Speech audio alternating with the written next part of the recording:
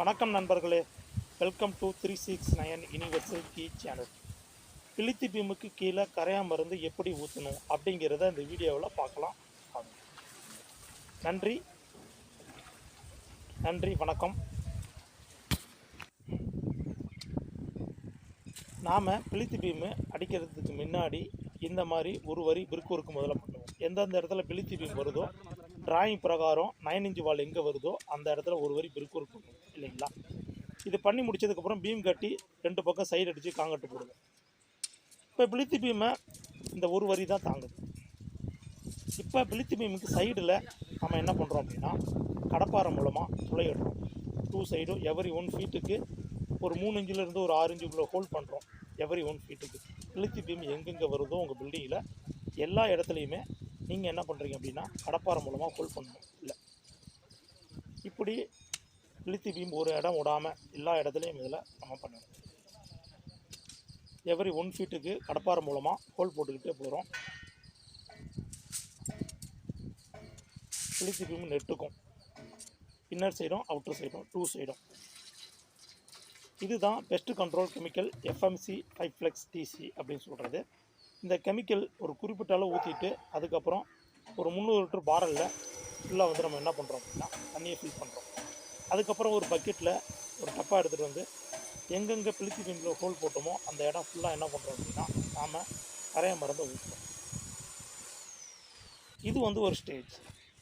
இதுக்கு முன்னாடியே என்ன பண்ணணும் அப்படின்னா காலம் ஃபவுண்டேஷன் எடுத்து முடிச்சோடனே காலம் நிறுத்துறதுக்கு முன்னாடி, அதாவது PCC போடுறதுக்கு முன்னாடியே பெஸ்ட் கண்ட்ரோலில் நாம் என்ன பண்ணணும் அப்படின்னா காலத்தோட 4 சைடும் பாட்டத்துலேயும் ஸ்ப்ரே பண்ணணும். இதுக்கான ஒரு வீடியோவும் நம்ம முன்னாடி போட்டிருக்கோம். செகண்ட் ஸ்டேஜ்னு பார்த்தோம் அப்படின்னா இந்த பிளித்தி பீமுக்கு 2 சைடும் நம்ம என்ன பண்ணணும் கடப்பாறையில் ஹோல்ட் பண்ணி இந்த மாதிரி கரையா மருந்து ஊற்றணும். இந்த ஒரு வரி போட்டதுக்கப்புறம் ஊற்றும் போது கரெக்டாக பீம் அந்த இடத்துல தான் வரும். கரையா மருந்து நமக்கு வேஸ்ட் ஆகாது. ஒரு வரி போடுறதுக்கு முன்னாடியே நம்ம ஊற்றணும் அப்படின்னா அது கொஞ்சம் இடம் மாறி வரலாம். அந்த இடத்துல இருக்கிற மண்ணை கொஞ்சம் லெவலுக்காக அட்ஜஸ்ட் பண்ணுற மாதிரியும் வரலாம்.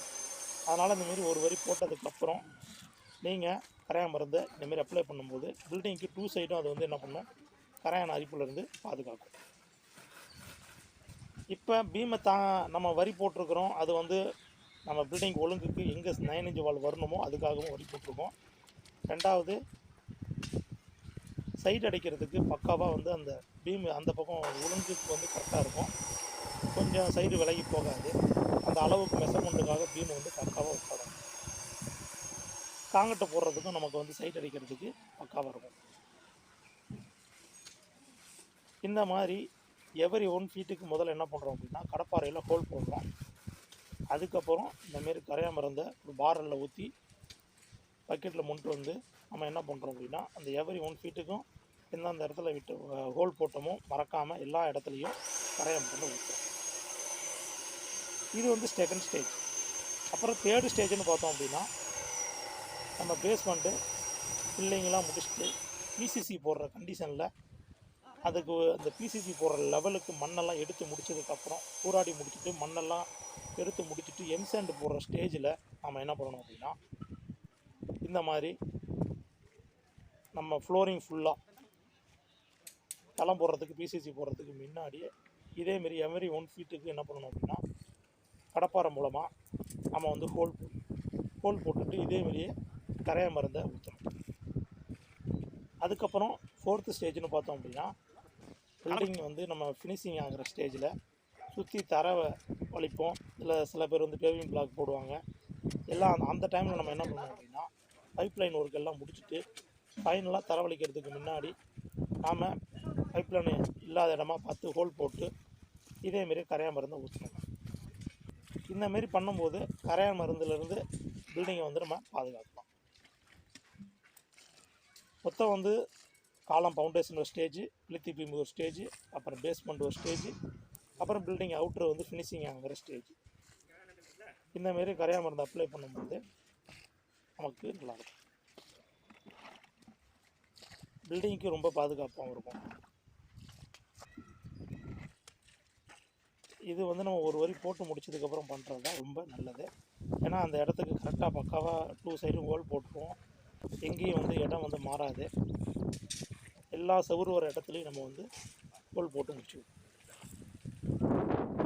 கரையா மருந்து ஊற்றுறதுக்கும் கரெக்டாக இருக்கும். நீங்கள் உங்கள் வீட்டுக்கு புதுசாக வீடு கட்டுறீங்க அப்படின்னா இந்த கரையா மருந்து அப்ளை பண்ணுங்கள். ஏன்னா நிறைய பேர்த்துக்கு இதை அப்ளை பண்ணணுங்கிறது தெரியாமல் இருக்கும். இதை தெரிஞ்சுக்கிறது ரொம்ப நல்ல விஷயம்தான். உங்கள் நண்பர்களுக்கு, உங்கள் உறவினர்களுக்கு, பில்டிங் கட்டுறவங்களுக்கு இந்தமாரி வீடியோ இருந்ததுன்னா அனுப்புங்க. அவங்களும் இதை தெரிஞ்சுக்கிட்டோம், அவங்க பில்டிங்கை பாதுகாக்கலாம். ஒரு செயலை முறையாக செய்யணும் அப்படிங்கிறதுக்காக மட்டும்தான் இந்த வீடியோ. ஏன்னா முறையாக எப்படி செய்யணும் அப்படிங்கிறத நமக்கு தெரியணும். அப்போ தான் அதை நம்ம தெரிஞ்சுக்க முடியும். இந்த வீடியோ பிடிச்சிருந்ததுன்னா கமெண்ட் பண்ணுங்கள், லைக் பண்ணுங்கள், உங்கள் ஃப்ரெண்ட்ஸ் ரிலேட்டிவ்க்கு ஷேர் பண்ணுங்கள். மறக்காமல் இந்த சேனலை சப்ஸ்கிரைப் பண்ணி பாருங்கள். வீடியோ நிறைய பேர் பார்க்குறீங்க, சில பேர் சப்ஸ்கிரைப் பண்ணாமலே பார்க்குறீங்க. சப்ஸ்கிரைப் பண்ணும்போது எனக்கு ஒரு ஊக்கத்தை கொடுக்கும். தொடர்ந்து உங்களுக்காக வீடியோ வரும், மறக்காமல் பாருங்கள். நன்றி, வணக்கம் நண்பர்களே.